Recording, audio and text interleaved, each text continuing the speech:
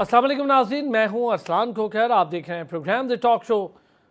Budget 2024-25 के लिए बसाने को है और पाकिस्तान की आवाम ये सोचने पर मजबूर है कि क्या ये बजट इस मुश्किल दौर में आवाम के लिए कोई खुशखबरी लाएगा। उम्मीदें तो बहुत कम हैं आवाम को भी, लेकिन आवाम चूँकि डरी हुई है, परेशान है, बिजली के बिलों से तंग है, महंगाई से तंग है, खाने पीने की अशिया जिसका जिक्र किया जा रहा है कि उसकी महंगाई, फूड इन्फ्लेशन कम हुआ है, किस हद तक हुआ है ये भी आज जानने की कोशिश करेंगे।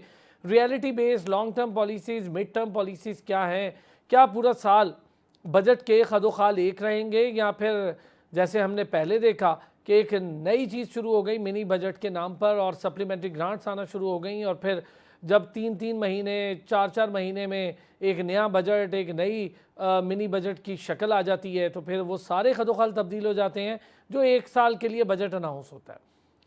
FBR टैक्सेशन कैसे आगे बढ़ेगी, 5,242 अरब रुपए का कर्ज ले लिया है हुकूमत ने ऑलरेडी IMF के फ्रेमवर्क में रहते हुए।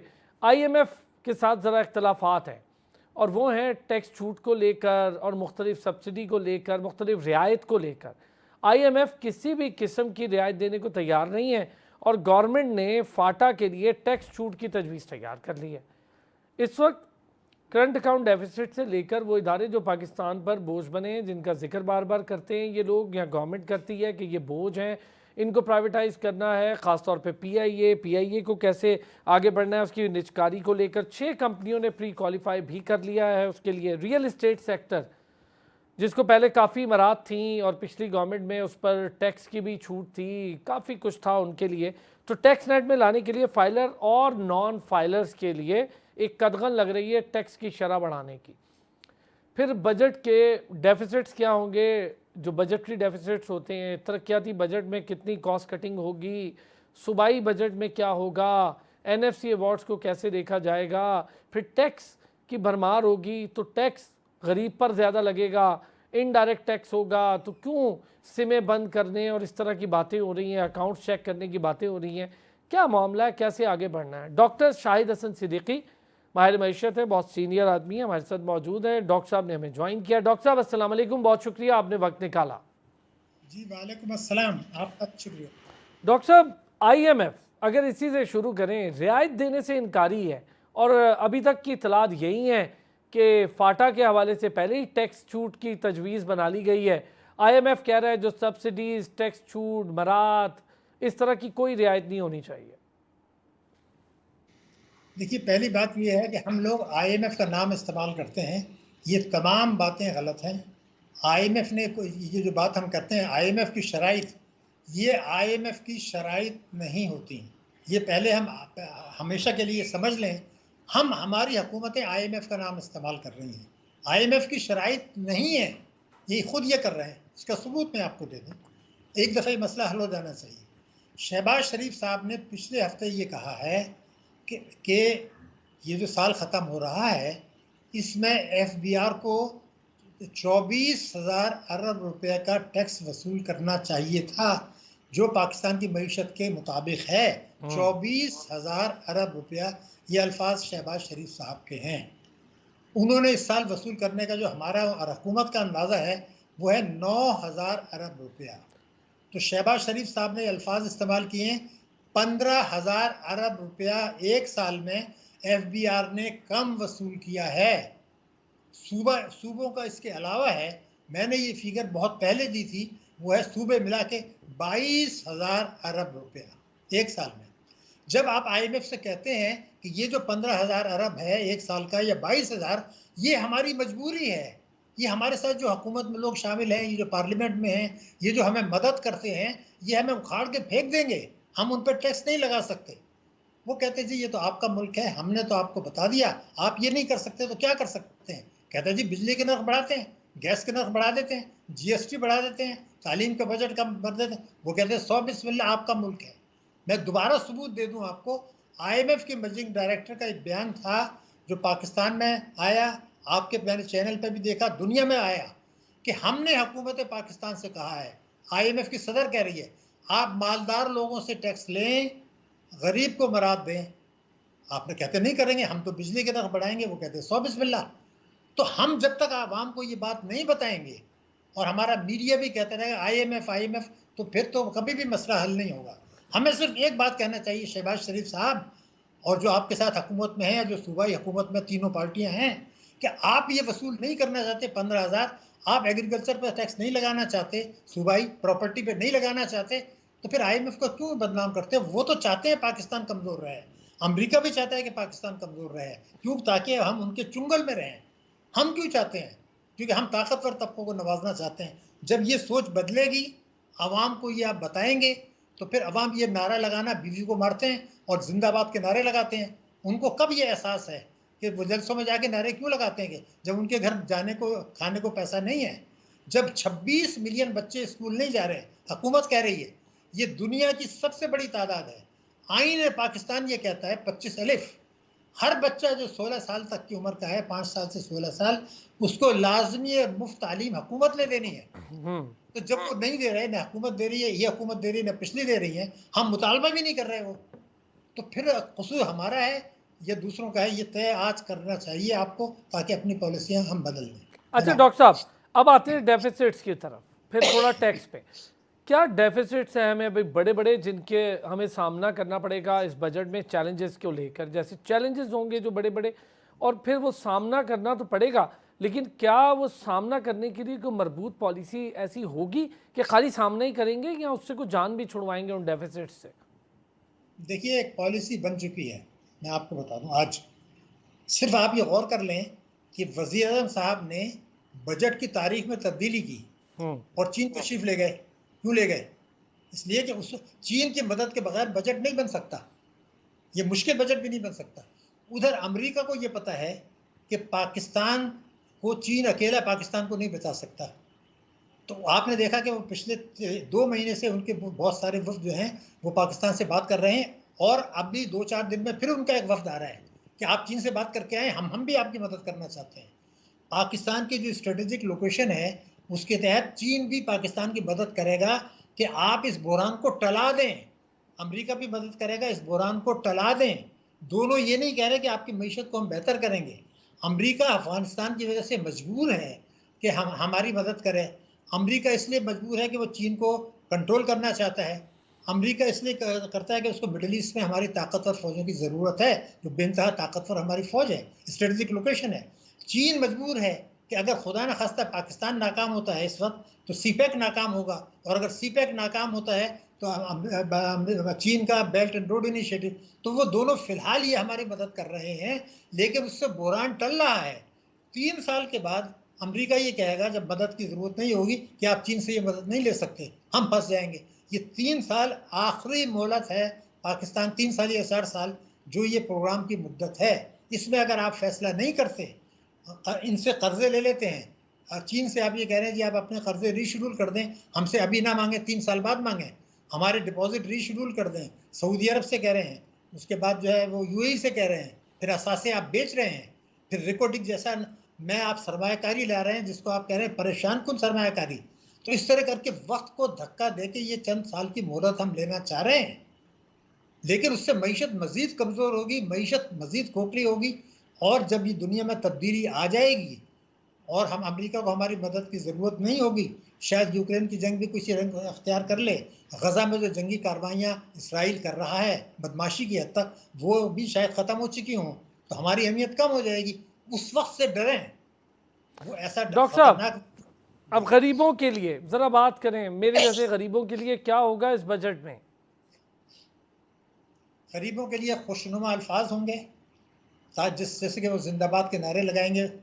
इसके अलावा बेनज़ीर इनकम सपोर्ट प्रोग्राम में कुछ रकम बढ़ाएंगे। लेकिन एक जुमला मैं आपको बता दूं, वो आप अपने अवाम को अपने प्रोग्राम में बताइएगा अपनी तरफ से, जो कुछ मराहत गरीब को इसमें मिलेंगी बजट में, और सूबाई बजट में भी मिलेंगी, पंजाब के बजट में भी मिलेंगी, उससे कई गुना ज़्यादा इन्हीं अवाम की जेब से, दूसरे हाथ से दूसरी जेब से निकाल लिया जाएगा। एक जेब में 5 रुपए डालेंगे और 25 रुपए निकालेंगे, ये होने जा रहा है।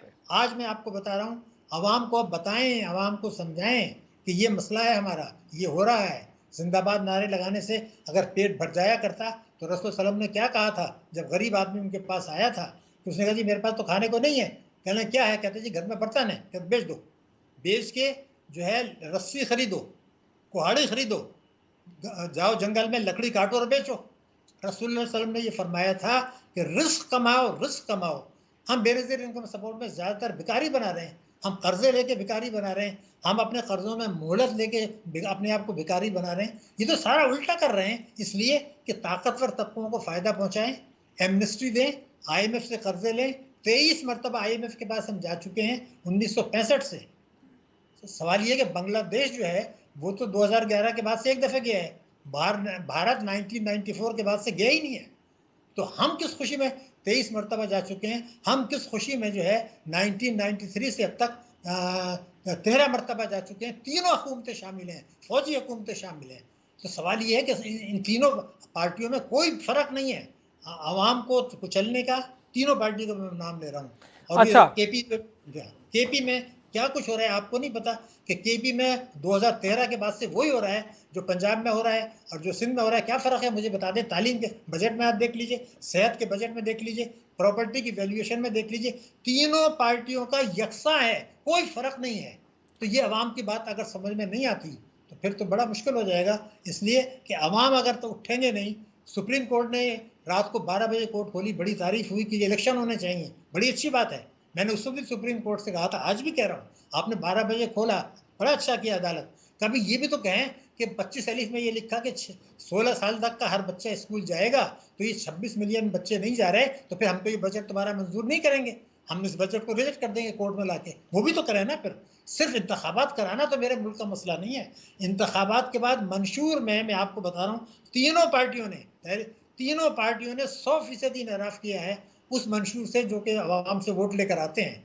तो फिर ये बिल्कुल ठीक, जमहूरियत कौन सी जमहूरियत की? बिल्कुल पार्लियामेंट ठीक। में भी वही कर रहे हैं, सियासतदान भी वही कर रहे हैं, स्टेट बैंक भी वही कर रहा है, नैब भी वही कर रहा है, FBR भी वही कर रहा है। मैं आपको एक जुमला बता दूं तो अगर सितंबर 2000 से अब तक आज तक मेरी जिम्मेदारी है करेक्टनेस की, 8 चेयरमैन आए जिसमें रिटायर्ड जनरल्स भी थे, सुप्रीम कोर्ट के जज भी थे। आठों के आठों ने झूठे आदाद शुमार पेश किए, झूठे, कि हमने इतने पैसे वसूल करके स्टेट बैंक में जमा करा दिया।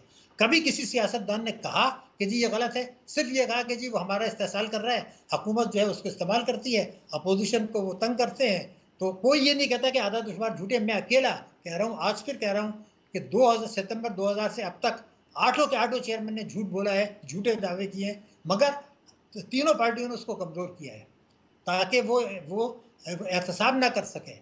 तो फिर इस्लाम की बुनियाद तो अदल और एहतसाब पर है, सज़ा और जज़ा के ऊपर है। उल्टा हम कर रहे हैं, तो फिर आप बेहतरी की उम्मीद क्यों रखना चाहते हैं? ये तो अच्छा फिर अल्लाह ताला। डॉक्टर साहब, ये तो बड़ी मुश्किल हो जाएगा इस तरह। तो बजट आप जिस तरह बता रहे हैं तो आम आदमी तो बेचारा बिल्कुल ही डिस्करेज हो जाएगा, डिसहार्ट हो जाएगा। ये बताएं सर, ये जो 84 वो इदारे जिनका हमें बताया जा रहा है कि इनकी निजकारी पर गौर किया जा रहा है, ये बोझ हैं, तो कैसे निजकारी होगी? अभी तक तो PIA के लिए 6 कंपनियों ने प्री क्वालिफाई किया है, कैसे निजकारी होगी? और इस निजकारी से क्या पाकिस्तान की इकॉनमी को कोई फ़ायदा होगा इन रियल टर्म्स?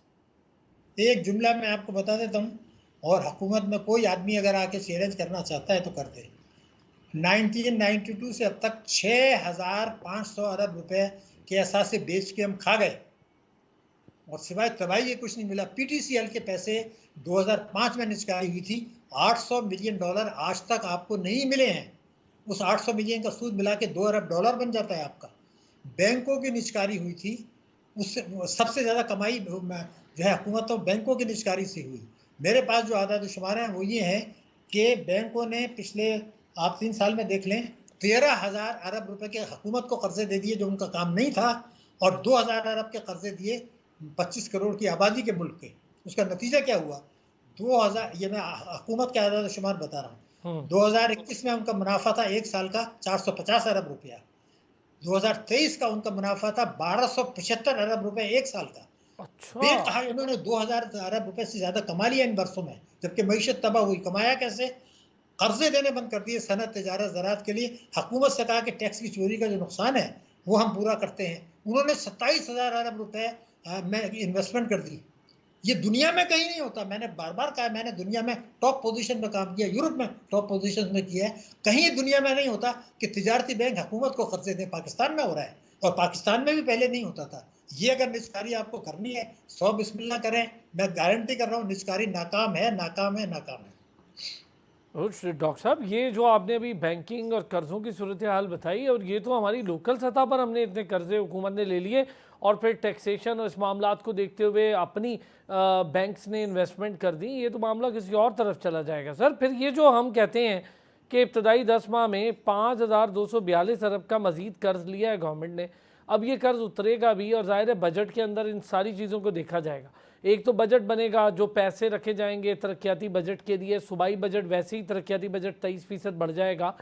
तो ये जो तरक्याती बजट के लिए पैसे रखे जाएंगे, क्या इससे कोई एम्प्लॉयमेंट जनरेट होगी? कोई कंपनीज जो इससे जुड़ा काम करने वाली कंपनीज या इंडस्ट्रीज़ हैं उनको फ़ायदा होगा? क्या होगा, मतलब कैसे ये जो तरक्याती बजट है इस खसारे के बजट में ये कैसे मेंटेन होगा? खोकर साहब, आपने आम नुक्ता उठा दिया है। पहले मैं आपको एक फिगर बता दूं, ये जो 2024 का साल ख़त्म हो रहा है, इसमें वफाक की जो आमदनी है, वफाक की आमदनी, उसमें सूबों को हिस्सा दे दें, उसके बाद जो रकम बचती है उससे कर्ज़ों का सूद अदा नहीं हो रहा। सिर्फ सूद अदा नहीं हो रहा। क्यों नहीं हो रहा? इसलिए कि उन्होंने 27,000 अरब के कर्जे दे दिए हैं और 22% स्टेट बैंक ने डिस्काउंट रेट कर दिया। मैं ये पूछना चाहता हूँ कि भारत में डिस्काउंट रेट 6.5 है, चीन में 4.5 है, जापान में 0 है, तो मेरे मुल्क में 22 किस खुशी में? कोई बता तो दे। मेरे मुल्क की ग्रोथ रेट खित्ते के मुल्कों के मुकाबले की 1/3 है, 1/3। मेरे मुल्क की महंगाई खित्ते के मुल्कों के मुकाबले में 4 से 5 गुना है। मेरे मुल्क का डिस्काउंट रेट 4 गुना है। ये 3 बातें अगर किसी की समझ में नहीं आती तो फिर तो हल नहीं है। अब सवाल ये तरक्याती अखराजात, मैं पिछले सालों का लगातार देख रहा हूँ, जो तरक्याती अखराजात में ये रकम मुख्तस करते हैं वो पूरी खर्च नहीं करते, उसमें कटौती कर देते हैं, जिससे बेरोज़गारी बढ़ती है। और वो जब मिसाल के तौर पर केपी की हुकूमत वफाक को गाली देती है कि आपने हमें लूट लिया, बर्बाद कर दिया, लेकिन और हमारे हिस्सा खा गए। मैं आपको रिकॉर्ड पर आज बता रहा हूँ कि केपी भी दूसरी सूबों की तरह जो उनको NFC अवार्ड से पैसा मिलता है, एक मुआहदे के तहत उसको खर्च नहीं करते, वापस कर देते हैं ताकि बजट खसारा कम हो। ये तो चारों सूबे कर रहे हैं, आज से नहीं कर रहे हैं, ये कर रहे हैं 2010 से। एक गठजोड़ है अवाम के खिलाफ, हमें दिखाने के लिए दुश्मनी है, अंदर से ताकतवर तबकों को नवाजने के लिए, एमनेस्टी देने के लिए, तरक्याती अखराजात में कटौती करने के लिए ये इकट्ठे हैं, अवाम इकट्ठे नहीं है। अगर फाइनेंस को ले डॉक्टर साहब, फाइनेंस को लेकर 18वीं तरमीम के बाद सूबाई खुद मुख्तारी हुई, NFC अवार्ड की तकसीम का मामला हुआ, फिर टैक्स जमा करने वाला मामला हुआ, खुद मुख्तारी आई फाइनेंस को लेकर, तो इसका मतलब है जो सूबाई खुद मुख्तारी फाइनेंस को लेकर आई उसका भी डायरेक्ट या ट्रिकल डाउन इम्पैक्ट जो पॉजिटिव होना चाहिए वो आवाम तक नहीं है, जो मैं आपकी बात से समझाऊँ। देखिए तमाशा क्या है, मैं आपको बता, NFC अवार्ड आया था, आपको पता है 2010 में, 5 साल के लिए आया था ना। चूंकि ये खराब था, गलत था, तो वो 2010 का आज तक चल रहा है। मुझे आप बताइए कभी ऐसा होता है? 2015 में रिवार्ड खत्म हो गया, आज भी आप उस पर अमल कर रहे हैं, क्यों? क्योंकि वफाक नहीं चाहता कि सूबों को खुद मुख्तारी दे आपको। मैं अगर दे, आपका सवाल है तो मैं आपसे सवाल कर रहा हूँ, जब आपने तालीम और सेहत सूबों को कर दिया तो वफाक में वजीर सेहत क्या कर रहा है? वफाक में वजीर तालीम का क्या, बता दी मुझे। जब मेरे अस्पताल, मेरी यूनिवर्सिटियाँ सूबों के पास हैं तो वहाँ वो क्या काम कर रहे हैं? नहीं दिया उन्होंने सूबों। मैंने तो ये कहा था सूबे खुद मुख्तार होंगे तो पाकिस्तान खुद मुख्तार होगा, लेकिन पाकिस्तान में वफाकी कोई भी हुकूमत हो उसने सूबों को आज तक इख्तियार नहीं दिया, न तहरीक इंसाफ ने दिया, न पीपल्स पार्टी ने, जिन्होंने कि ये 18वीं तरमीम बनाई थी उन्होंने दिया, क्योंकि पंजाब में उनकी हुकूमत नहीं होती थी आमतौर से, तो वो भी नहीं देते। तो आपने खुद मुख्तारी दी कहाँ है और सूबों ने खुद मुख्तारी ली कहाँ है जब वो टैक्स ही नहीं लेते? अगर आपको पता है कि 82% उनको टैक्स की आमदनी वफाक से होती है, तो जो वफाक पैसा दे रहा है उसका हुक्म चलेगा, इनका चलेगा? पहले तो ये अपना टैक्स वसूल करें, प्रॉपर्टी पे करें, एग्रीकल्चर पर करें, दूसरा करें। जब ये वसूल करेंगे तब ये वफाक से बात करेंगे कि जनाब अब हमें खुद मुख्तारी दें, मुल्क को मजबूत बनाएं, पाकिस्तान को मजबूत बनाएं। ये नहीं कर रहे हैं, वो टैक्स नहीं लगा रहे हैं, ना वफाक लगा रहे हैं, ना सूबे लगा रहे हैं। आपने सवाल उठाया, बड़ा अहम सवाल है, मगर उसका जवाब यही है कि NFC अवार्ड तो ख़त्म हो गया, क्यों चला रहे हैं आप? ठीक है डॉक्टर साहब, एंड पे बिल्कुल लास्ट में, ये जो फूड इन्फ्लेशन है हकीकी मानों में कम हो रही है, क्योंकि बड़ा इसकी विन विन सिचुएशन का दावा किया जा रहा है, फिर बजट के बाद फूड इन्फ्लेशन में कमी की तरफ जाता देखेंगे या दोबारा हम देखेंगे कि वही कीमतें आसमान को छू रही होंगी? देखिए, मैंने आपसे एक जुमला कह देता हूँ, बिजली के नर्ख बढ़ेंगे, पेट्रोल के नर्ख बढ़ेंगे, रुपए की कदर गिरेगी। और तीनों गिरेगी? बात बिल्कुल गिरेगी। मैं आज आपको, आप मेरी बात रिकॉर्ड करके रख लें, रुपए की कदर गिरने वाली है, बिजली के नर्ख बढ़ने वाले हैं, गैस के नर्ख बढ़ने वाले हैं। उसका नतीजा क्या होगा आपके सामने, मेरे सामने। मैं क्या तफसील बताऊँ आपको? नहीं डॉक्टर साहब, इसका मतलब ये लूँ मैं कि डॉलर ऊपर जाएगा मजीद यहाँ से भी? नहीं, इसमें शुबे की क्या बात है? क्यों आप ताज्जुब क्यों कर रहे हैं? मैं आपसे आज रिकॉर्ड पे कह रहा हूँ, आप रिकॉर्ड कर लीजिए, मुझे आप पकड़ लीजिएगा 2 महीने के बाद कि क्या हो गया। ये गिरेगा, इसको रोक नहीं, इनको पता है कि गिरेगा ये। ये तो सर, जब बिजली के नर्ख बढ़ेंगे, पेट्रोल की कीमत बढ़ेगी, प्रोडक्शन कॉस्ट बढ़ेगी, इंडस्ट्री वैसे ही नहीं चल रही पाकिस्तान में, फिर ट्रांसपोर्टेशन की कॉस्ट बढ़ेगी, तो जाहिर है फूड इन्फ्लेशन तो वापस ऊपर की तरफ जाएगी, क्योंकि यहाँ से वहाँ जो चीज़ भेजेंगे उसमें ट्रांसपोर्ट कॉस्ट भी लगेगी। फिर पेट्रोलियम की कीमतें, पेट्रोलियम लेवी हमारे सर पर एक अजाब है, और फिर पेट्रोलियम के टैक्स और उसके मार्जिन, उसके अलग मामला हैं डीलर मार्जिन के। डॉक्टर साहब, ये सारी चीज़ें मिलाकर इसको क्या खसारों को पूरा करने के लिए ये एक साल किसी जामे प्लान पर काम किया जाएगा, और बिजली के लिए ऑल्टरनेट सोलर, उस पर कोई सोलराइजेशन की भी कोई पॉलिसी इस बजट में बेहतर रखी जाएगी? क्या करेंगे? पहले तो हम सोलर पर ही एक टैक्स जुमला देख मैं रहे कह हैं। चुका हूँ, मैं उस पर कायम हूँ कि पहले आप ये 15,000 अरब रुपए जो शहबाज शरीफ साहब ने कहा है, इसको इस बजट में रख लें।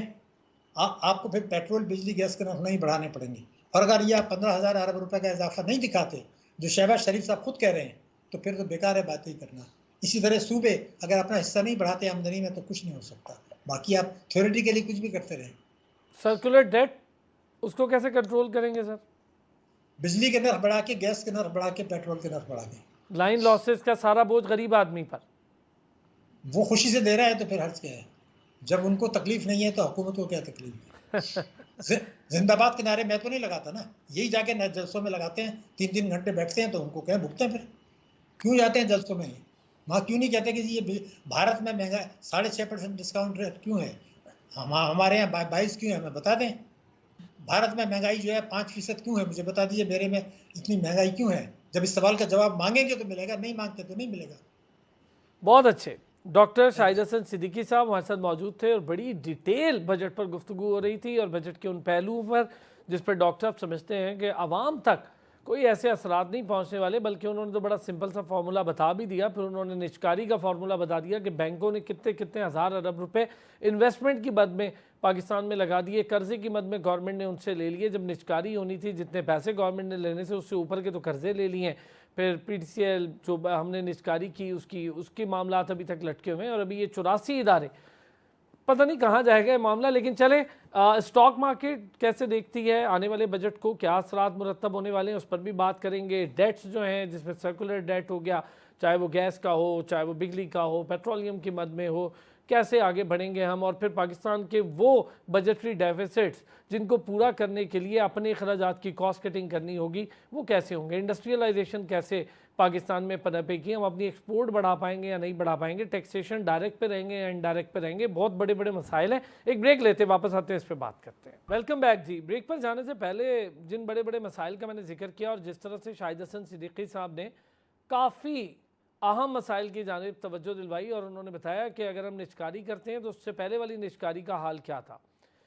Taxation, circular debt, direct indirect taxes, आम आदमी के लिए फूड इन्फ्लेशन, स्टॉक मार्केट क्या सोचती है। स्टॉक मार्केट इस वक्त बड़े हाई पॉइंट्स पर बिजनेस कर रही है, बड़े हाई पॉइंट्स इंडेक्स चल रहा है, फ़ायदा क्या हो रहा है स्टॉक मार्केट को। फिर बजट को किस तरह से देख रही है स्टॉक मार्केट। दुनिया भर में जब बजट आते हैं तो किन किन पॉइंटर्स पर ज़्यादा ख्याल रखा जाता है, इस पर भी बात करके देखेंगे। और पाकिस्तान में आने वाला बजट 2024 और 25, जो आवाम बेचारी पिछले 4-5 सालों में मुस्तकिल एक गर्दाब का शिकार है, क्या वो आने वाले इस साल भी एक नई मुश्किल से दो चार होगी, या फिर उसके लिए कुछ छोटे छोटे इंसेंटिव्स होंगे। क्योंकि IMF तो ये मानने को तैयार नहीं है, जो तजावीज़ गवर्नमेंट शायद अपनी से बचाने के लिए कहीं इंसेंटिवाइज, कहीं सब्सिडाइज करने को तैयार हो, तो IMF इससे इनकारी है। वो कह रहा है कोई रियायत नहीं होगी। IMF की रियायत ना हो तो तरक्याती बजट से लेकर आम आदमी की एम्प्लॉयमेंट तक, तनख्वाहों तक, पेंशन तक क्या मामला होंगे, सर्कुलर डेट का क्या होगा, बिजली के बिलों का क्या होगा, खाने पीने की अशिया का क्या होगा। डॉक्टर आयमा मेहदी माहिर मईशत हमारे साथ मौजूद हैं। साथ ही साथ एहसन मेहनती साहब, डायरेक्टर आरिफ हबीब ग्रुप है, उन्होंने हमें ज्वाइन किया है। बहुत शुक्रिया आप दोनों हजरात का। आयमा, आप भी एक बजट की तैयारी कर रहे हैं, आप लोग भी देख रहे हैं कि बजट आने वाला है, वहाँ पर यूके की मैं बात कह रहा हूँ, तो कैसे देख रही हैं, वहाँ पर किन पॉइंटर्स का ख्याल रखा जाता है आवाम को लेकर बजट अगर आ रहा हो? Thank you so much. सबसे पहले तो अस्सलाम आपका। देखिए, बजट की जो सबसे अहम चीज़ें होती हैं फॉर एनी एडवांस्ड इकोनॉमी, तो वो सबसे पहले ये होता है कि हेल्थ के ऊपर क्या स्पेंडिंग होगी, एजुकेशन पे क्या स्पेंडिंग होगी, उसके बाद स्पेंडिंग ऑन जो है safeguarding the country such as military. लेकिन इन कंट्रीज का मिलिट्री बजट जो होता है वो काफ़ी छोटा होता है। अच्छा, सबसे ज़्यादा ये तालीम और सेहत के शोबों पे बहुत ही ज़्यादा एम्फोसाइज करते हैं। थर्ड ये चीज़ होती है कि अगर बजट में कोई डेफिसिट है, शॉर्टफॉल है, तो उसको किस तरह से पूरा करना है और किन सोर्सेज से पूरा करना है। और हमेशा हर पार्टी की और हर ऐसा मुल्क जो एक एडवांस इकोनॉमी हो, उसमें ये होता है कि जो दरमियान वाले लोग होते हैं, जिसको हम मिडिल क्लास कहते हैं, उसको सेफ गार्ड किया जाए, उनके इंटरेस्ट को सेफ गार्ड किया जाए, क्योंकि सबसे ज़्यादा जो normal day to day spending होती है, डिमांड जो आती है, वो इस तबके से आती है। लास्टली सबसे ये चीज़ इंपॉर्टेंट है कि कुछ कंट्रीज जो है वो इंडस्ट्रीज काफ़ी ज़्यादा होती हैं, लेकिन क्योंकि इंडस्ट्री से पोल्यूशन होती है, तो वो एक और अलमिया है जिसकी वजह से वो थर्ड वर्ल्ड कंट्रीज में इंडस्ट्री लगाई जाती है। तो उनको ये होता है कि हम ऐसे काम करें जो बिजनेस को एनहांस किया जाए, बिजनेस एक्टिविटी ज़्यादा हो, ताकि ज़्यादा बिजनेस एक्टिविटी होगी तो रेवेन्यूज जनरेट होंगे, लोगों को एम्प्लॉयमेंट मिलेगी, टैक्सेस भी वहाँ से लिए जाएंगे, फिर टैक्स का जो पैसा होता है उससे road, infrastructure, education, health, advancement for women और वोकेशनल स्किल ट्रेनिंग जो होती है वो बहुत ज़रूरी होती है, उस पर खर्च किया जाता है। और फिर डिफेंस पे भी किया जाता है, लेकिन डिफेंस पे इतना मेजरली नहीं किया जाता। जैसे पाकिस्तान के बजट का एक बहुत बड़ा हिस्सा डिफेंस पे चला जाता है और जो हमारे पॉलिटिकल पार्टीज हैं उनके जो अखराजात हैं उन पे चला जाता है। तो यहाँ पे इस तरह के ब्यूरोक्रेट्स को गाड़ियां, घर, फ्री इलेक्ट्रिसिटी, इस तरह के कोई भी चीज जो है मैसर नहीं होती। ये आम लोगों के जो टैक्स पेयर्स होते हैं उनके ऊपर ये सारा खर्चा किया जाता है, बरक्स इसके कि जो पाकिस्तान में होता है कि बहुत बड़ी कैबिनेट है, सबको गाड़ियां, पेट्रोल, गार्ड्स, ड्राइवर्स, नौकर, घर, इस तरह कुछ नहीं होता। जो भी पॉलिटिशियन होगा उसका अपना घर होगा, वो या वो अपने पैसों से किराए पे लेगा, जिस तरह भी लेगा, वो उनकी अपनी जिम्मेदारी होती है। तो बेसिकली यहाँ का बजट ये होता है कि अगर टैक्स पेयर्स टैक्स दे रहे हैं तो पूरा पूरा सवाल करते हैं कि हमारे टैक्स का पैसा कहाँ खर्च हो रहा है। तो ये मेन चीजें हैं। अब जैसे हमारा बजट आने वाला है, तो हमारे पास अच्छी खासी 4 ट्रिलियन, ये मेरा तो अपना ये गेस है कि 4 ट्रिलियन की जो मेरी वर्किंग है, 4 ट्रिलियन रुपीज का एक शॉर्टफॉल है। अब हम उसको कहाँ से पूरा करेंगे? अब हम, क्योंकि हमारा जो टैक्स का फ्रेमवर्क है वो इतना फ्लॉड या इतना वीक है, जो इतने सालों से किसी भी पार्टी ने नहीं सोचा, या हमारे जो इकोनॉमिक सेल है उन्होंने नहीं सोचा, या किसी भी वजह से हम एक अच्छा टैक्स फ्रेमवर्क नहीं ला सके, तो उसकी वजह से हमें ये मसला पड़ा है कि हमने टैक्स कहाँ से लेना है। और सबसे बड़ा प्रॉब्लम आ रहा है कि हम अपने सैलरी क्लास से और टैक्स मैसर करें, लेकिन वो उसको उनको इसलिए पीसा जा रहा है कि उसमें ये होगा जो टैक्सेशन है वो बहुत जल्दी बरामद कर दी जाएगी।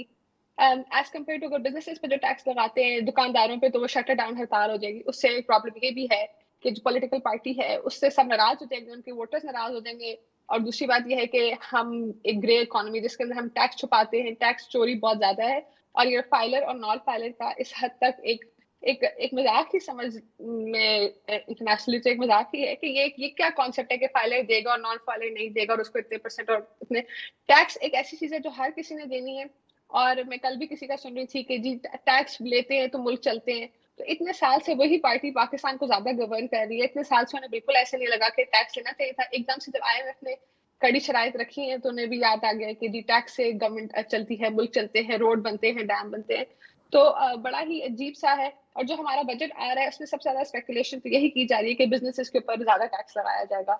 सेकेंडली ये कि अब स्टॉक मार्केट के ऊपर भी जो है कैपिटल गेन टैक्स लगा दिया जाएगा। हालांकि ये टैक्स जो है वो एक्टिविटी के ऊपर या टर्नओवर पे होना चाहिए, उसकी ज्यादा जो है मतलब अच्छा हेल्पफुल इम्पैक्ट होगा। एट द सेम टाइम जो है स्टॉक मार्केट की जो एक्टिविटी है उस प्रेस भी नहीं की जाएगी, लेकिन वो भी आई डोंट नो कि क्यों इस तरह की पॉलिसी बनाई जा रही है। थर्डली इसमें हर बंदा ये बात करे कि एनर्जी का क्या होगा। फर्स्ट ऑफ ऑल हमारे पास एनर्जी क्राइसिस है। जब हमारे पास सोलर सेल्स आए तो उस वक्त जब हमने सोलर को स्टार्ट किया उस वक्त हमने उनको बड़ा सब्सिडी भी दे दी, उसको लगाने पे भी, इंपोर्ट करने पे भी टैक्स नहीं। अब ऑल ऑफ अ सडन ये समझ आ रही है कि लोग people are going off grid, तो जो है ट्रांसमिशन सिस्टम के चार्जेस हैं वो जो है वो गरीब बंदे जो सोलर सेल्स को नहीं अफोर्ड कर सकते उनको ही दी जा रही है। तो अब उसको किस तरह वापस, वो भी एक अनबैलेंस सिचुएशन हो गई है, तो उसको बैलेंस में लाने के लिए नेट मीटरिंग की जाएगी तो एनर्जी भी ऊपर जाएगी। इस एनर्जी ऊपर के चार्जेस ऊपर जाएंगे तो उससे बिजनेसेस और ज्यादा जो है वो स्लम्प में चले जाएंगे, उससे अनएम्प्लॉयमेंट ज्यादा होगी। तो समझ नहीं आ रही कि बजट को कहाँ से कहाँ जोड़ना है, और ये जो बहुत 3 to अच्छे 4 ट्रिलियन का डॉक्टर जो आयमा, है बहुत मसला है, तो अच्छे, ये ये है एक ओवरऑल।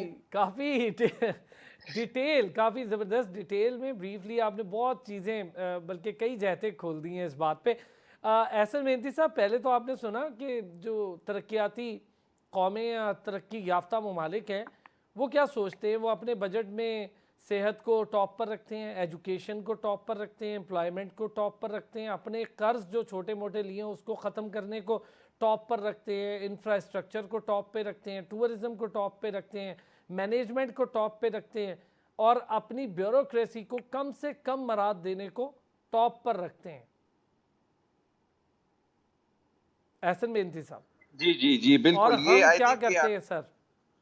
देखिए, आपकी बात बिल्कुल ठीक है कि ये जो हमारी प्रायोरिटीज हैं वो यूजुअली जो है पीएसडीपी पे या इंफ्रास्ट्रक्चर पे या एनर्जी पर, ट्रांसपोर्टेशन पे चली जाती हैं। जाहिर है हमारी जो एजुकेशन का जो हदफ है वो 37-40 बिलियन रुपीज़ है। सोशल सेक्टर पे भी जो है वो हम काफ़ी कम, हेल्थ पे 17 बिलियन रुपया जो है हम एक्सपेक्ट कर रहे हैं कि फिर बजट में प्रपोज किया जा रहा है। तो आई थिंक ये काफ़ी कम है। अगर पीएसडीपी 1.2 ट्रिलियन रुपीज़ है तो फॉर एग्जांपल एजुकेशन सिर्फ 40 बिलियन क्यों है, या फिर हेल्थ जो है 17 बिलियन क्यों है। तो आई थिंक ये चैलेंज तो है और रहा है। तो हम जाहिर रिसोर्सेज नहीं है। द बेस्ट पार्ट इज कि हमने जो इस वक्त हदफ जो टैक्स कलेक्शन का रखा है वो अभी इस वक्त 13 ट्रिलियन रखा है। तो जाहिर है वो इसलिए रखा है कि हम बजट को जो है यूजुअली जो हमारा कलेक्शन है 30-40% उसको बढ़ा रहे हैं। और आई थिंक कि इसको बढ़ाने के लिए हमें बस फोकस ये करना है कि जो प्रेजेंट टैक्स पेयर्स हैं उनके ऊपर बर्डन हम नहीं करें। जिस तरह से अभी इंडिकेट हुआ कि capital gain taxes capital markets में बढ़ाए जाएंगे, तो आई थिंक ये फोकस नहीं होना चाहिए टैक्स पेयर्स को।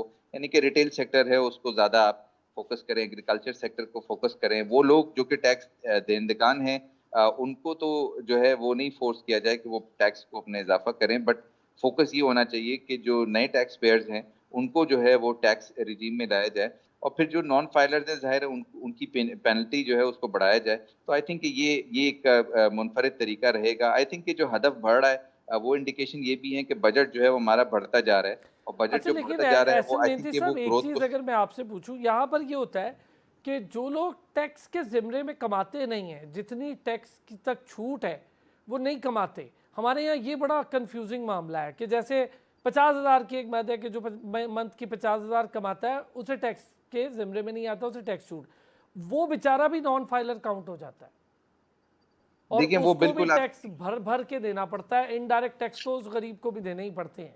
तो ये हमारे देखिए यहाँ ये जस्टिफिकेशन क्यों अजीब सी है?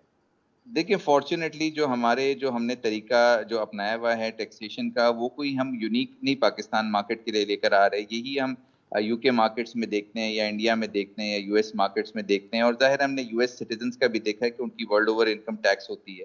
आई थिंक कि पाकिस्तान में कम से कम इतनी हार्श टैक्सेशन इस वक्त अब तक नहीं आई है, बट सर्टनली हम IMF प्रोग्राम में तो इवेंचुअली ये भी आई जाएगी। बट पॉइंट ये है, और जाहिर है हमने देखा कि जो हमारा जो 7E है, आई थिंक कि वो अनयूटिलाइज्ड प्रॉपर्टी की तरफ जा रहा है। और फिर हमारे ऐसे भी प्रोविजन है जहाँ पे डिक्लेयर्ड प्रॉपर्टीज अगर आपकी दुनिया भर पर हैं तो उन पर भी आपको उस वेल्थ पर भी टैक्स देना है। तो आई थिंक कि हम ग्रेजुअली उस सूरत पे जा रहे हैं कि जहाँ पर IMF हमारा टैक्स का जो निज़ाम है वो ग्लोबली जिस तरह से टैक्सेशन चलते हैं इसी को जो है वो कॉपी हम यूजुअली कर रहे हैं। और आई थिंक कि कैपिटल गेन टैक्स भी उसकी एक वही लहर है कि हम देख रहे हैं कि ज़ाहिर है ग्लोबली ये टैक्स रेट जो कैपिटल गेन टैक्स होता है ये 10% भी होता है और ये 40% भी होता है। तो जाहिर है इस वक्त हम देखते हैं कि हम 15% टैक्स दे रहे हैं और ये फुल एंड फाइनल है।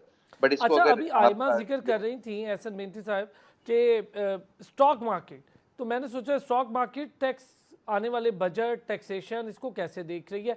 स्टॉक मार्केट क्या एक्सपेक्ट कर रही है बजट से? देखिए इस वक्त तो एक्सपेक्टेशन यही है कि ये जो स्टेटस को है ये कैपिटल मार्केट्स के लिए बरकरार रहेगा, बल्कि आने वाली कंपनीज को कुछ मराहतें दी जाएंगी जिसमें वो अपनी लिस्टिंग को बढ़ाए, क्योंकि ज़ाहिर हम देख रहे हैं कि पाकिस्तान में कैपिटल मार्केट्स मौजूद हैं बट प्राइवेट सेक्टर आके क्रेडिट वहाँ से नहीं ले रहा है या फॉर एग्जांपल लिस्टिंग नहीं करा रहा, और उसकी वजह ये है कि एक तो डॉक्यूमेंटेशन उसकी काफ़ी स्ट्रिक्ट है, यानी कि उसकी जो ओनर्स हैं उनको जो है काफ़ी ज़्यादा जो है डिस्क्लोजर देने पड़ते हैं शेयर होल्डर्स को। तो ये इस वजह से वो ओनर जो हैं वो डेफर करते हैं अपनी लिस्टिंग को या डीलिस्ट की फोकस होता है। लेकिन जाहिर है अगर कैपिटल मार्केट के अंदर आना है तो कुछ टैक्सेशन की मराहतें होनी चाहिए। इस वक्त टैक्स रेट तकरीबन 29% है, कि कॉर्पोरेट जो टैक्स है, और आई थिंक कि प्राइवेट कंपनीज का भी जो है वो सेम टैक्स है। तो आई थिंक कि इससे पहले जो है 10% का डिफरेंस होता था, यानी कि प्राइवेट कंपनीज का 39% होता था और पब्लिक कंपनीज का 29 होता था। तो ये मराहत वक्त के साथ खत्म हो गई, तो कैपिटल मार्केट में लिस्टिंग आना बंद हो गई है। अब कैपिटल मार्केट के बहुत सारे प्रपोजल्स हैं कैपिटल गेन टैक्स को, जिस तरह से 7.5% रियल स्टेट पे टैक्स है, तो इसी तरह से कैपिटल मार्केट का 15% को 7.5% किया जाए। और जाहिर है ऐसी बहुत सारी मराहतें हैं जो कैपिटल मार्केट रिक्वायर करती है, ताकि कैपिटल मार्केट की जो प्रोग्रेस है, हमने देखा है कि जो इसकी मार्केट कैपिटलाइजेशन $30 बिलियन से ज्यादा है, जो इस वक्त $100 बिलियन होती थी, तो जाहिर है कैपिटल मार्केट डॉलर टर्म्स में 1/3 हो गई है। तो उसको दोबारा $100 बिलियन को अचीव करने के लिए कैपिटल मार्केट ने काफी ज्यादा मराहतें मांगी हैं। उसके बरक्स बातें कुछ इस तरह से आ रही हैं कि टैक्सेशन को जो है नॉर्मलाइज किया जा रहा है, यानी कि नॉर्मल टैक्स पे ये सारी जो है टैक्सेशन कैपिटल गेन का हो गया या डिविडेंड का टैक्स हो गया, अगर इसको नॉर्मल टैक्स रिजीम के अंदर लाया जाएगा तो सैलरी टैक्स पेयर जो है फॉर एग्जांपल अगर अपनी सैलरी पे 45% तक नए स्लैब के हिसाब से अगर टैक्स देगा तो वो डिविडेंड पे भी 45% हो जाएगा और कैपिटल गेन्स पे भी 45 हो जाएगा। तो आई थिंक ऐसी एक जो प्रपोजल्स IMF की तरफ से दिए जा रहे हैं उसको काफी ज्यादा जो है वो डिस्ट्रैक्ट किया जा रहा है। उसको कहा जा रहा है कि इतने टैक्सेशन कैपिटल मार्केट पे नहीं लाया जाए, वरना छोटा इन्वेस्टर कैपिटल मार्केट छोड़ के चले जाएगा। तो इस वक्त काफी डेंजरस सिचुएशन है कि इस वक्त हमें ये नजर आ रहा है कि अगर बजट के अंदर कोई ऐसी बातें आ गई जो IMF ने डिक्टेट कर दी एज अ लेंडर, तो वो काफी ज्यादा कैपिटल मार्केट को या उसकी इन्वेस्टमेंट को इम्पैक्ट कर सकता है short term and over a longer term, क्योंकि 45% टैक्स जो है वो काफी ज्यादा हो जाएगा उन टैक्स पेयर्स के लिए जो इस वक्त 15% कैपिटल गेन टैक्स दे रहे हैं या डिविडेंड पे 15% दे रहे हैं। ओके, तो कैपिटल मार्केट के लिए ये भी एक परेशानी है। एक छोटा सा ब्रेक लूँगा, ब्रेक से वापस आऊँगा तो एहसन मेहंदी साहब ने जो बातें की हैं और फिर हम ज़रा इस पर भी बात करेंगे जो आने वाले टाइम में हमारे डेफिसिट्स होंगे सर्कुलर डेट की मद में, दीगर डेट्स की मद में, तो इनको कैसे डिवाइड किया जाएगा या इनको कैसे मैनेज किया जाएगा। मैनेज ज़्यादा बेहतर होगा क्योंकि मैनेज करने की ज़रूरत है, डिवाइड कर करके तो आम आदमी पे डाल ही दिया वैसे ही। वापस आते हैं ब्रेक से इस पर बात के बैक जी। अच्छा डॉक्टर आयमा, आपने सुना एहसन मेहंदी साहब ने जिस तरह से मामलात का जिक्र किया और फिर इस तरह से हम जो ओवरऑल कैपिटलाइजेशन है उसको पहले ही डरा देते हैं टैक्सेशन की मद में। मेरा ये समझने के लिए, अपने समझने के लिए या मेरी कम अक्ली में अपनी इजाफा करने के लिए मैं पूछना चाह रहा हूँ, सुपर टैक्स हो, एडवांस टैक्स हो, जनरल सेल्स टैक्स हो और कोई भी टैक्स हो, इनकम टैक्स हो, मेरा काम ये होना चाहिए कि मैं एक जगह पर जाकर पैसे दे दूँ जो मेरे बनते हैं या जितना मेरा टैक्स है मैं वो भर दूँ। उसके बाद मुझे इससे कोई गर्ज नहीं हो जाए कि मैंने ये वाला टैक्स भरा या मैंने इस नाम वाला टैक्स भरा या मैंने उस नाम वाला टैक्स भरा, यानी वन विंडो ऑपरेशन हो जाए और सुकून। ये कितना ज़रूरी होगा? बेशक टैक्स तो भरना ही भरना होता है हर किसी ने, लेकिन ये कितना ज़रूरी होगा? देखिए द थिंग इज कि जितनी भी अर्बनाइज्ड सिटीज हैं, इस्लामाबाद, लाहौर, कराची ले लें, यहाँ पे तो people are well aware, education literacy rate भी अच्छा है तो वो पे कर देते हैं। लेकिन जो छोटे लेकिन ज़्यादा इंडस्ट्रियलाइज, बहावलपुर हो गया, सियालकोट हो गया, यहाँ पे भी काफ़ी बिजनेसेस हैं, काफ़ी इनकम है। तो आई थिंक क्योंकि हमारा टैक्स फ्रेमवर्क जो है स्ट्रीमलाइन नहीं है, इसकी वजह से काफ़ी ज़्यादा टैक्स इवेजन हो रही है। अब अगर आप कंपेयर करें to any other country, different models countries use करती है। वन विंडो भी होता है, इनडायरेक्ट टैक्सेस भी होते हैं, आपको अपने टैक्स के कागज खुद भी भर के, अगर आप बिजनेस कर रहे हैं या आप सोल प्रोप्राइटर हैं या आपकी पार्टनरशिप है, तो आपको अपने कागज खुद भरने में पड़ते हैं। लेकिन the problem in Pakistan is कि जब आप एक कागज भर रहे होते हैं किसी चीज का या फॉर्म है आपका, तो उसमें हर चीज आप डिक्लेयर नहीं करते, हर जगह आपको सेपरेटली डिक्लेयर करनी पड़ती है। दी ओनली प्रॉब्लम इज अगर वन विंडो ना भी हो, आप इनडायरेक्ट टैक्सेस तो आपने सेल परचेज की वो हो गया, आपकी अगर आप कोई जॉब कर रहे हैं उधर भी आपका टैक्स हो गया, साथ अगर आप अपना बिजनेस रन कर रहे हैं या आप किसी बोर्ड ऑफ डायरेक्टर्स में हैं या किसी के साथ पार्टनरशिप है, उसको जो आप डिक्लेयर करें तो उसमें आप हर चीज डिक्लेयर करें कि जी मैं ये काम भी करता हूँ, मेरा यहाँ से इतनी रेंटल इनकम भी आ रही है, मेरा इस साल में मैंने अपनी ये प्रॉपर्टी बेची है तो मेरा ये गेन भी इतना है। तो the problem is not one window operation, the problem lies in how they formulate their forms. जो फॉर्म्स बनाए हुए हैं इन्होंने, जहाँ पे आपने अपना टैक्स डिक्लेयर करना है, अपनी इनकम डिक्लेयर करनी है, उसको इनको स्ट्रीमलाइन करना है एंड आई डोंट नो उस पे ये मैं एक बात एफबीआर की भी एक है उनके साथ भी शो में थी, वहां पे भी मैंने की बात कि आप अपनी जो टैक्स फाइलिंग का जो तरीका है उसको ठीक करें, और वो बहुत जरूरी है। अगर टैक्स फाइलिंग का तरीका ठीक हो जाएगा तो उससे हमारा जो टैक्स इवेजन है या लोग छुपाते हैं वो भी काफी हद तक बेहतर हो जाएगा। तो I think it is essential कि इसको थोड़ा बेहतर किया जाए। चले, अच्छा जितने भी ज़रा taxation IMF system है, प्रोग्राम उसको पर बेहतर आते किया हैं। जाए। आप दोनों हजरात से IMF प्रोग्राम पर बात करनी है। डॉक्टर आयमा, पहले आपसे, वो कोई रियायत देने पर तैयार नहीं है, और जाहिर है कि हम इतने प्रोग्राम्स उनसे ले चुके हैं, और फिर जो हमारे हिस्ट्री होगी। अभी थोड़ी देर पहले डॉक्टर शाहिद हसन सिद्दीकी जिक्र कर रहे थे बांग्लादेश का। बांग्लादेश जैसे मुल्क 2011 से अब तक सिर्फ एक बार IMF प्रोग्राम में गया। ऐसा क्या हो गया कि उन्होंने ये जान छुड़वा ली IMF प्रोग्राम से, और जाहिर है फिर इकॉनमी उनकी बेहतर सूरत हाल इख्तियार कर गई। हम अभी तक IMF की तरफ देखते हैं, 5242 अरब के हमने अब तक कर्जे दोबारा ले चुके हैं IMF के फ्रेमवर्क में रहते हुए। फिर 23% तरक्याती बजट सूबाई सतह पर हमने बढ़ाना है, फिर एम्प्लॉयमेंट है, 10 मामले हैं, ऊपर से सर्कुलर डेट सर उठाकर बैठा है। तो कैसे होगा ये सारी चीज़ें, और क्या हमारे यहाँ मैनेजमेंट की कमी ज़्यादा किस मद में आप देखती हैं, ये या पुअर मैनेजमेंट कह लें, जिसकी वजह से हम ये सारे खसारे फेस कर रहे हैं? देखिए, हमारा जो सबसे बड़ा डाउन साइड है या हमारी बदनसीबी है पाकिस्तानी लोगों की, वो ये है कि हमारी जो पॉलिटिकल स्टांस है ना हमारी कंट्री का, बहुत बुरा है। आप कोई सा भी इंडेक्स उठा के देख लें, आप एक इंडेक्स होता है इकोनॉमिक पॉलिसी अनसर्टेनिटी इंडेक्स, वो ये मेजर करता है कि जब मुल्क के पॉलिटिकल हालात खराब होते हैं तो मुल्क की इकोनॉमी पे वो कैसे अफेक्ट करते हैं। इस वक्त पाकिस्तान का जो इंडेक्स का वो नंबर है, आज का मैंने नहीं देखा, लेकिन 2-3 हफ्ते पहले तक का जो वो इंडेक्स का फिगर था, वो हम सोमालिया, सूडान, अफगानिस्तान से हम कंपेयर करते हैं। ग्राउंड पे आप हालात देखें हमारे कितने मुख्तलिफ है उनसे, और how the international media is looking at us. जब भी कोई IMF या कोई बड़ा इन्वेस्टर आता है तो वो इंडस्ट्रीज को देखता है। तो आप अपना इंडेक्स देखें कि आपका इकोनॉमिक पॉलिसी अनसर्टेनिटी इंडेक्स कितना हाई है और कितना खराब है। अब बांग्लादेश से आप कंपेयर करें, बांग्लादेश का बड़ा स्मूथ नॉन वॉलेटाइल इंडेक्स है। आपने अगर बांग्लादेश का एग्जांपल ले रहे हैं तो आप ये देखें कि उनका ट्रांसपेरेंसी इंटरनेशनल पे कितना साफ और शफाफ इंडेक्स है, जो कि पाकिस्तान में करप्शन का इंडेक्स कितना हाई है। पहली बात तो हमारी बदकिस्मती ये होगी कि हमारी जो पॉलिटिकल स्टांस है दैट्स नॉट स्टेबल, बहुत ही खराब पॉलिटिक्स है हमारे।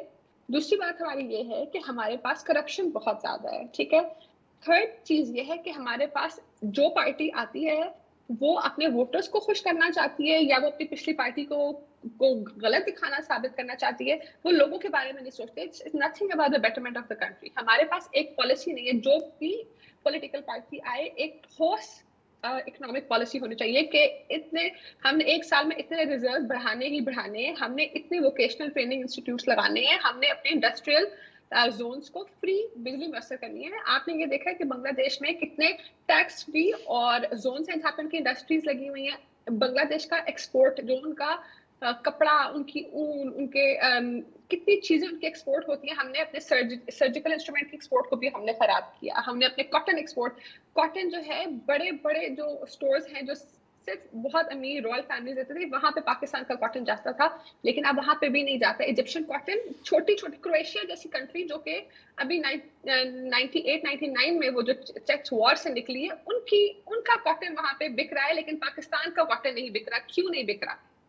हमने सबसे पहले बात ये होती है कि अपने इमेज का रखा है इंटरनेशनल मार्केट में। हमने अपना इमेज खराब किया, हमने अपनी पॉलिटिक्स खराब की, हमने अपना रिजर्व्स खराब किए, हमने अपनी इंडस्ट्रीज को टैक्स फ्री जोन्स नहीं दिए, हमने अपने जिस पार्टी को सपोर्ट करता है हमने उनके हमने टैक्स माफ किए, हमने उनके बिजली के बिल माफ किए, लेकिन हमने दूसरों की इंडस्ट्री इसी तरह खराब की, ठीक है। फिर उसके बाद हमारे पास टैक्स फ्री जोन्स नहीं, हमारे पास बिजली फ्री इलेक्ट्रिसिटी जोन्स नहीं है इंडस्ट्रीज के लिए। हमारा Bangladesh has very high number of exports. Pakistan doesn't have exports. हम उल्टा अपना इस वक्त जो मेरी प्रेडिक्शन है तो उसके हिसाब से तो हमें अपना गंदम भी पूरा करने के लिए उसको भी इंपोर्ट करना पड़ेगा। हम एक वीट प्रोड्यूसिंग कंट्री थे, हमारा एग्रीकल्चर हमारी बैकबोन था, उसको हमने तबाह कर दिया। हमने अपने चावल की क्रॉप को बर्बाद किया, मैंगो की क्रॉप को किया, जो कि बड़े बड़े इंटरनेशनल स्टोर्स में हमारा मैंगो का क्रॉप जाता था, वो भी नहीं जाता। तो आप मुझे ये बताएं कि हम बांग्लादेश से या किसी भी मुल्क से किस तरह हम अपने आप को कंपेयर कर सकते हैं। बिल्कुल ठीक, ये आपने बड़ी खतरनाक तस्वीर बता दी डॉक्टर आयमा।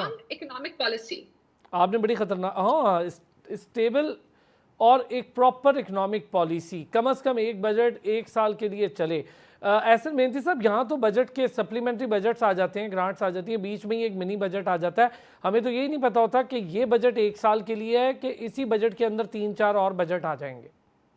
देखिए, बिल्कुल ये नेशनल प्रायोरिटीज़ हैं। देखिए, अब यहाँ मोहम्मद औरंगज़ेब साहब जो हैं काफ़ी लिटरेट हैं, ही होल्ड्स बैंकिंग एक्सपीरियंस, सब कुछ है। अब बजट बनाएँगे, बजट पेश करेंगे, आईएमएफ उसको अप्रूव करेगा। अब 1.2 ट्रिलियन पीएसडीपी का हदफ जो है उन्होंने 1.22 बिलियन ट्रिलियन जो है उसका पीएसडीपी की एलोकेशन है। पर हेल्थ की जो एलोकेशन है तकरीबन 17 अरब रुपए। अब आप मुझे बताएं ना कि इससे ज्यादा लिटरेट जो है कौन हमारे बजट जो है वो बनाएंगे। ये देखिए, पीएसडीपी के एलोकेशन 1.2 ट्रिलियन रुपीस है, हेल्थ की 17 अरब रुपए। तो अब आप मुझे बताएं ना कि अब हम कहाँ पे किसकी तरफ जाएंगे, और आईएमएफ भी इसको रिव्यू करके अप्रूव भी करेगा। ये हदफ अब आप देखें कि ये क्या है। ये एजुकेशन पे तकरीबन 37 अरब रुपए की जो एलोकेशन होगी, ये आईएमएफ अप्रूव करेगा इसको। 1.2 ट्रिलियन जो है वो पीएसडीपी को अप्रूव करेगा। तो हमें हमारी प्रायोरिटी पीएसडीपी होनी चाहिए या एजुकेशन होनी चाहिए? ऑफ कोर्स एजुकेशन होनी चाहिए। हमारी जो हेल्थ प्रायोरिटी होनी वो चाहिए, एजुकेशन होनी हेल्थ चाहिए। सर्विसेज एक्सपोर्ट की हमारी प्रायोरिटी होनी चाहिए, या फॉर एग्जांपल पीएसडीपी होनी चाहिए। तो I think we have literate people who are managing that, and then they will get it approve from IMF. And IMF भी जाहिर है वो लेथार्जिक है। अगर हम करप्शन करने के लिए तैयार हैं तो why would they stop us? तो I think it's a circular issue, and I think we want that they are allowing that. And what more we can say as far as priority is concerned? तो priority जो है वो education, health की और social sector की तरफ होनी चाहिए। And IMF is pretty much aligned with us के 1-2 पैसे पीएसडीपी के अंदर और फिर उसको अकाउंटेबिलिटी करप्शन के अंदर उसको आप जो है वेस्ट कर दो। तो आई थिंक कि प्रायोरिटीज जो है हमें देखनी पड़ेंगी कि इनको अच्छा तो बैठ एहसन के साहब, पहले हाई आप इंटरेस्ट समझाएं। रेट 22%, क्या होगा इसका? ये ऐसे ही रहेगा, ऐसे ही चलेगा? देखिए, ये 22% जो इंटरेस्ट रेट है ना, ये तो अगले साल हो जाएगा 11%, ठीक है ना, क्योंकि इन्फ्लेशन अब 12% आ गई है आपकी मंथ ऑफ मई के अंदर। तो ये तो अगले साल की जो अभी इस वक्त 9.4 ट्रिलियन की जो हम प्रोजेक्शंस हैं कि ये हमारा डेट सर्विसिंग के लिए यूज होगा, ये नेक्स्ट ईयर जो है ये 5 ट्रिलियन से भी आधा कम हो जाएगा। तो पॉइंट मेरा ये है कि ये तो अभी it's a short term 22%, next year it will be 11%, so it won't be an issue next year. और जाहिर तो है जरा 5 ट्रिलियन जो कायबोर हमारे वगैरह में सेव भी होंगे रिलीफ मिलेगा इंडस्ट्री को, फिर उस शायद इंडस्ट्री कोई कर्ज ले, क्योंकि इंडस्ट्री ने तो कर्ज लेना ही छोड़ दिया। जी, और इससे हमारा ये भी होगा कि डेट टू जीडीपी जो हमारा, यानी कि जो हमारा फिस्कल डेफिसिट टू जीडीपी है जो 10% तक पहुंच जाएगा इस साल, वो हमारा अगले साल 5% भी आ जाएगा, क्योंकि ज़ाहिर है इन्फ्लेशन को हमने कंट्रोल किया है। तो I think this is not much on issue. ये 22% अभी है, 2% अभी कट जाएगा पॉलिसी रेट के अंदर। आने वाली सारी मंथली पॉलिसी रेट्स 2-2% कम करते हुए इसको रेट को 11% पर ले आएगी एक साल के अंदर। This is projected and this is possible and this is expected. तो आई थिंक अपेरेंटली ये एक इशू नहीं है। Debt servicing is temporary issue. Major issue है इसके प्रायोरिटीज क्या हैं। प्रायोरिटीज हमारी अगर एजुकेशन है, अगर हम हेल्थ पे 17 बिलियन रुपया डाल रहे हैं और 1.2 ट्रिलियन पीएचडी पे डाल रहे हैं, तो it should be the other way around. Education पे हमें 1.2 ट्रिलियन डालना चाहिए और फॉर एग्जाम्पल पीएचडी पे हमें 17 डालना चाहिए, या हेल्थ पे हमें 17 डालना चाहिए। तो कहने का मकसद ये है कि नेशनल प्रायोरिटीज को अगर हमारे जो हमारी गवर्नमेंट है वो अगर उसको देखे, तो फिर आईएमएफ भी जो है वो जाहिर है हमें वो चीज को समझेगी। बट आईएमएफ भी अलाउ उसको कर रही है, तो इसका मतलब ये है कि they are all involved with that. Unfortunately, we are in the IMF program, so we have to take approval for everything. तो हम इसको कोई एजुकेशन को पीएचडीपी 1.2 ट्रिलियन के साथ एजुकेशन को हम 1.2 ट्रिलियन नहीं कर सकते हैं। तो unfortunately we have to remain within budget. The best part इसके हमने जो टैक्स का हदफ है वो 13 ट्रिलियन कर दिया है। तो टैक्स भी किसी ना किसी तरीके से हमें, जो इस तरह से हम टारगेट्स अब तक अचीव करते हैं, तो टैक्स अचीव हो जाएगा। जाहिर है हमारे पास जो अच्छा एहसन साहब, अगर आपसे ये पूछूं कि आप इस बजट को टैक्सेशन का बजट करार दे रहे हैं, खसारे का बजट करार दे रहे हैं, दोनों में से क्या है? देखिए, we have always been in growth. अभी टारगेटेड ग्रोथ 3.6% है, तो ग्रोथ भी अचीव होगी। Economic situation will improve. हम देख रहे हैं कि we are under IMF program, तो आईएमएफ भी हेल्प करेगा। नए प्रोग्राम $8 बिलियन का है, तो most probably we are listening to them properly. तो आई थिंक कि वो पैसा भी जो है वो हमें मिल जाएगा, और हमारी रुपी स्टेबिलिटी भी हमें नजर आ रही है। कैपिटल मार्केट सारी दुनिया भर की कैपिटल मार्केट से आउट परफॉर्म कर रही है। सर शाहिद हसन सिद्दीकी साहब अभी कहकर गए हैं, अब आप उसको जरा करेक्ट भी कीजिएगा, मैं आइमा से भी ये पूछूंगा, वो कहकर गए हैं कि हमारा रुपी डेप्रिसिएशन और होगी बजट के बाद, यानी डॉलर ऊपर जाएगा। ये ऐसा लग रहा है आपको? वो तो अपेरेंटली नजर नहीं आ रहा, बट सर्टेनली जो प्रोजेक्शंस हैं वो 295 पर हो रही हैं। बट आई थिंक कि जो इस वक्त तो स्टेबिलिटी नजर आ रही है, और आई थिंक अगर हम इंपोर्ट हमारी $65 बिलियन है, अगर उसको किसी तरीके से सब्स्टिट्यूट करते हैं तो जाहिर है वो इम्पोर्ट सब्स्टिट्यूशन हमारे फिगर्स को कम लेकर आएगी। अनफॉर्चुनेटली आईएमएफ की प्रायोरिटी रही है कि हम जो हमारा ट्रेड है विद फॉरेन कंट्रीज उसको एट पार रखें, इलेक्ट्रिक व्हीकल्स भी इंपोर्ट करें, सब कुछ करें, सारा ट्रेड खुला छोड़ें, जिसकी वजह से हमारा रुपी प्रेशर में आता है। तो हमें भी नेशनल प्रायोरिटीज देखनी चाहिए कि इंपोर्ट्स अगर किसी भी तरीके से हम उसको सब्स्टिट्यूट कर सकते हैं। फॉर एग्जांपल हमने ईरान से इंपोर्ट किया ऑयल को, तो जाहिर है वो हमारे ऑफिशियल फिगर्स में नहीं आया, तो हमें रास्ते ढूंढने चाहिए इंपोर्ट्स को किसी तरह से सब्स्टिट्यूट करने के लिए, और आई थिंक वो हमें नेशनल इंटरेस्ट में हम ये चीजें करते आ रहे हैं, तो आई थिंक ये मोर और लेस हम कर लेंगे। जैसे फॉर एग्जांपल गोल्ड की इंपोर्ट है वो ऑफिशियल होती ही नहीं है, और 4 ट्रिलियन से 4 वैसे ये आपने अच्छा कह दिया कि गोल्ड की फिगर्स में तो नहीं आता। ये आपने अच्छा कह दिया सर। आयमा, आपसे अगर पूछूं, रुपी कैसे देख रही हैं? बजट और बजट के बाद बोझ पड़ेगा कि स्टेबिलिटी आएगी? मैं काफी गौर से सुन रही थी जो एहसन मेहती साहब कह रहे थे। देखें, ये जो ग्रोथ का हमारा फिगर है ना, पिछले साल भी हमारी ग्रोथ सिर्फ 0.6% थी, इस दफा हमारी प्रोजेक्शन 3.6% है। I'd be very interested to see कि इस दफा हम एक्चुअली क्या अचीव करते हैं। I don't see our growth going beyond 1%. तो ये this is more or less it's a very sugar-coated kind of a line, but I don't agree to this कि हमारी पिछले 10 सालों में, लास्ट ईयर 2023 में, 2013 से 2023 तक हमारी growth for a decade it was just 4%. And we are one of the slowest growing economy in the world.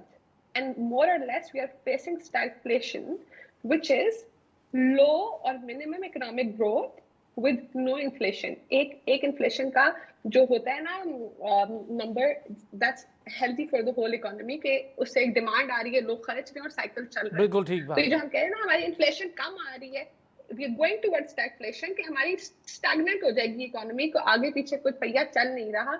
ये जो इन्फ्लेशन हमारी कम हुई है, it was a lot of it was coming from food. इसका मतलब है कि हमारी सकत कम हुई है खरीदने की। अच्छा, बड़ी सही आपने बात कही आयमा। डिमांड फुल होती है, लोगों के पास पैसे नहीं है कि वो 2 वक्त की रोटी खाए, तो उन्होंने डिमांड क्या लेनी है? चलिए, ये आपका पॉइंट बहुत अच्छा है, ये आपका पॉइंट अच्छा है आयमा। मैं इंशाल्लाह आप लोगों को बजट के अगले प्रोग्राम में लाजमी ज़हमत दूंगा। बहुत शुक्रिया। डॉक्टर आयमा मेहदी हमारे साथ मौजूद थी, एहसन मेहती साहब हमारे साथ मौजूद थे, दोनों हज़रात का बहुत शुक्रिया।